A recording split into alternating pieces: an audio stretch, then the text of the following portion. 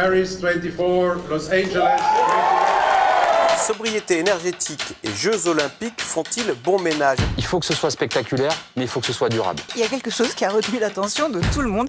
Ce sont ces lits en carton recyclable. Ces jeux, ils doivent être exemplaires sur le plan environnemental et sur le plan de l'inclusion. C'est un des nombreux défis que s'est lancé Paris 2024. Diviser par deux le bilan carbone des Jeux Olympiques. Le symbole est fort. Rappelez-vous, c'est à Paris qu'ont été signés en 2015 les accords visant à limiter le réchauffement climatique à 2 degrés au-dessus des niveaux pré-industriels. Je n'entends pas d'objection. L'accord de Paris pour le climat est accepté. C'est un accord historique, un accord mondial sans précédent. Un accord unique parce qu'universel.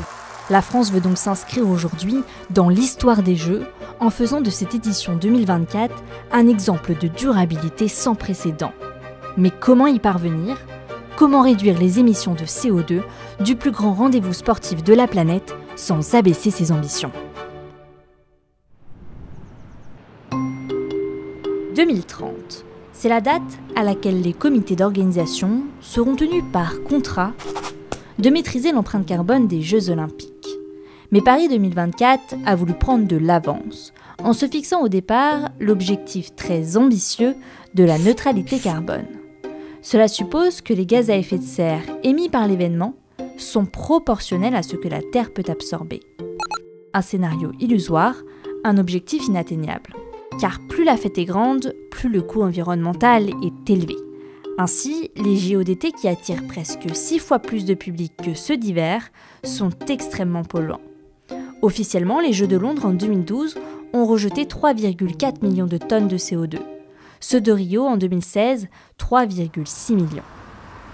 Impossible à atteindre, l'objectif de la neutralité carbone a donc été abandonné. Le comité d'organisation s'est rabattu en 2021 sur ce qui est appelé un budget carbone, une sorte de capital pollution à ne pas dépasser. Il a été fixé à 1,5 million de tonnes, soit 2 fois moins que les émissions des Olympiades de 2012 et 2016. Dans un plan stratégique, ce budget carbone a été réparti entre plusieurs postes de dépenses. 34% des émissions proviennent des transports, 33% des infrastructures et le reste est partagé entre diverses opérations comme la restauration, la logistique, le numérique, etc. Faisons un premier focus sur le secteur le plus émetteur, celui des transports. C'est la venue des spectateurs, en particulier étrangers, qui pèse lourd dans la balance. Il faut avoir en tête qu'un aller-retour New York-Paris, par exemple, émet à lui seul 2 tonnes de CO2. Or, 2 tonnes, c'est l'empreinte carbone maximale par personne et par an vers laquelle nous devons tous tendre pour respecter les accords de Paris.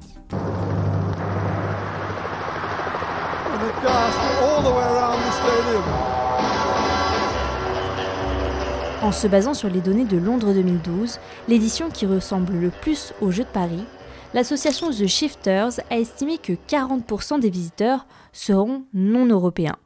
Minoritaires, ils seront pourtant responsables de 83% des émissions liées au transport de spectateurs. Avec autant de flux de supporters étrangers, l'association estime que Paris 2024 ne pourra pas tenir son objectif. Les émissions liées au transport représenteraient elles seules non pas 585 000 tonnes de CO2, mais 1,2 million, soit les 3/4 du budget carbone. Si on y ajoute les 2 autres volets, la limite de 1,5 million de tonnes est largement outrepassée. Mais comment empêcher les spectateurs étrangers de se rendre au JO par avion? Plusieurs observateurs ont imaginé des solutions. Ils proposent par exemple de célébrer les Jeux dans des fan zones installées près de chez soi sur les différents continents.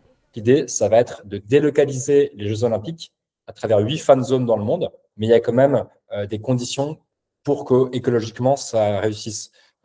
Par exemple, voilà, je m'explique, si on fait une fan zone aux États-Unis, par exemple, et qu'on a 100 000 Américains qui vont prendre l'avion pour se rendre à la fan zone, là, ça fait pas forcément de sens. Il faudra réfléchir encore cette fan zone, comment on va la construire, comment on va pouvoir intégrer des moyens de transport bas carbone, le train, le covoiturage, etc. pour y arriver. Donc, il y a quand même ça à garder en tête. C'est des très bonnes solutions, mais il y a quand même des conditions de réussite à ces solutions.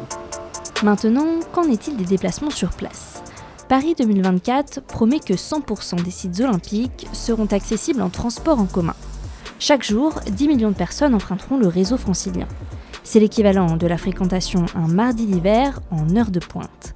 L'offre de transport, habituellement réduite en été, sera donc renforcée sur les lignes stratégiques. Par exemple, le prolongement de la ligne 14 du métro, tout juste inauguré, va jouer un rôle important. Il permettra de rallier l'aéroport d'Orly, le village olympique ou encore le Stade de France. D'autres initiatives sont à souligner. Des bus bas carbone seront mis à disposition pour rejoindre les 6 sites de compétition les plus excentrés. Et puis, les déplacements en vélo seront aussi encouragés. 90 km de pistes cyclables ont été créées pour les Jeux et des parkings à vélo gardiennés vont être mis en place. En fait, tout a été mis en œuvre pour décourager les déplacements en voiture. Les secteurs près des sites olympiques seront fermés à la circulation. Et sur le périphérique parisien, la voie de gauche sera réservée au transport des délégations. De quoi provoquer d'immenses embouteillages. On va communiquer auprès des spectateurs pour les encourager à venir au vélo en fonction des différents sites et faire en sorte que ces jeux soient le plus cyclables possible.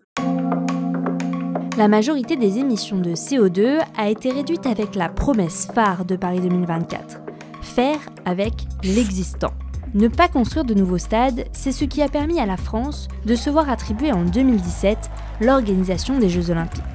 Et oui, car quand on utilise les bâtiments dont on dispose, de 1, on fait des économies, et de 2, on s'épargne tout chantier ultra polluant, nocif pour l'environnement. Mais il manquait tout de même, à Paris, 3 installations pour accueillir convenablement les Jeux. Des constructions ont donc été nécessaires pour le village des athlètes, le village des médias et le centre aquatique de Saint-Denis. Mais cela reste peu de choses à côté de la dizaine d'infrastructures sorties de terre, à Tokyo comme à Rio. Ces 3 chantiers inévitables représentent 26% du budget carbone. Pour réduire au maximum les émissions, Paris 2024 a eu recours à l'éco-conception.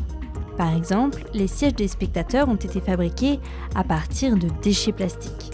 Sur toutes les constructions, des fondations en bois ont été préférées, comme pour le toit du centre aquatique, qui est aujourd'hui le plus grand au monde dans ce matériau.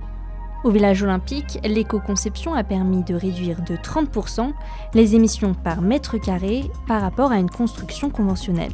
Vous avez tous les logements qui sont là, qui sont prêts pour les conditions climatiques de 2050, et donc sans climatisation, donc gardant la chaleur l'hiver, évitant qu'elle ne rentre l'été, ce qui là aussi est exemplaire et est au cœur de nos ambitions. Donc engagement tenu. Concentrons-nous enfin sur les opérations. Moins polluantes, leur empreinte carbone peut tout de même être réduite à travers une série d'actions. Pour être alimentés en électricité, tous les sites olympiques ont été raccordés au réseau public. Cela peut paraître évident, mais c'est une première. Traditionnellement, des groupes électrogènes fonctionnant au diesel étaient utilisés. Lors des Jeux de Londres, 4 millions de litres de diesel avaient ainsi été consommés. En raccordant les sites au réseau public, EDF garantit que 100% de l'électricité fournie sera issue des énergies renouvelables. Des groupes électrogènes seront tout de même prévus, mais ne seront démarrés qu'en cas de secours. D'autres petites révolutions ont été menées dans le secteur de la restauration. Durant les Jeux, 13 millions de repas et de snacks seront servis. Un nombre record, équivalent à ce qui est prévu pour 10 Coupes du Monde. En s'entourant de chefs de renom, Paris 2024 veut diviser par 2 l'empreinte carbone d'un repas servi aux Jeux par rapport au repas moyen d'un Français. Pour y arriver, la solution la plus efficace est de remplacer la viande par des protéines végétales, car le régime végétarien est bien plus respectueux de l'environnement. Par exemple, des lasagnes végétariennes rejettent presque 4 fois moins de CO2 qu'un steak frites. Les volontaires se verront ainsi proposer des menus alternant des jours 100% végétariens et des jours avec un choix de viande. L'offre proposée au grand public sera, elle, à minima à 60% végétarienne. L'organisation va encore plus loin avec le site de compétition de la Concorde, qui sera le premier à ne proposer que des snacks végétariens. Après avoir mangé, il nous reste souvent sur les bras des déchets. Or, les déchets se retrouvent le plus souvent brûlés en incinérateur qui rejettent du dioxyde de carbone. Pour éviter cela, autant réduire leur nombre dès le départ. Le plastique à usage unique sera remplacé au maximum par de la vaisselle lavable et réutilisable. Et alors qu'on a pris l'habitude de laisser nos bouteilles et nos gourdes avant d'entrer dans une enceinte sportive, Paris 2024 a pris la décision de les autoriser. Une façon, là encore, de limiter le plastique. Le bilan carbone des Jeux sera réalisé en octobre 2024, une fois que les données de l'événement seront disponibles, notamment le nombre de spectateurs étrangers et leur pays d'origine. Il sera calculé sur la base d'une méthode établie par le CIO en 2018. Mais l'association The Shifters a du mal à croire que le budget de 1,5 million de tonnes de CO2 sera respecté. Le point à retenir, c'est que Paris 2024 devrait faire mieux que Londres 2012, mais devrait faire pire que son objectif. C'est un entre-deux, on peut récompenser les efforts qui ont été faits, notamment sur la partie construction, mais de l'autre côté, clamer qu'on attend beaucoup plus sur la partie déplacements internationaux. Selon les estimations des Shifters, le bilan carbone de Paris 2024 devrait atteindre en réalité 2,1 millions de tonnes de CO2. Un bilan qui resterait tout de même bien meilleur que celui de la Coupe du monde de football de 2022, des JO de Rio, de ceux de Londres et de l'Euro de 2016. En plus de la réduction des émissions, Paris 2024 s'est engagé à financer des projets à impact positif pour l'environnement, à hauteur des émissions qui n'auront pas pu être évitées. C'est ce qu'ils ont appelé la contribution.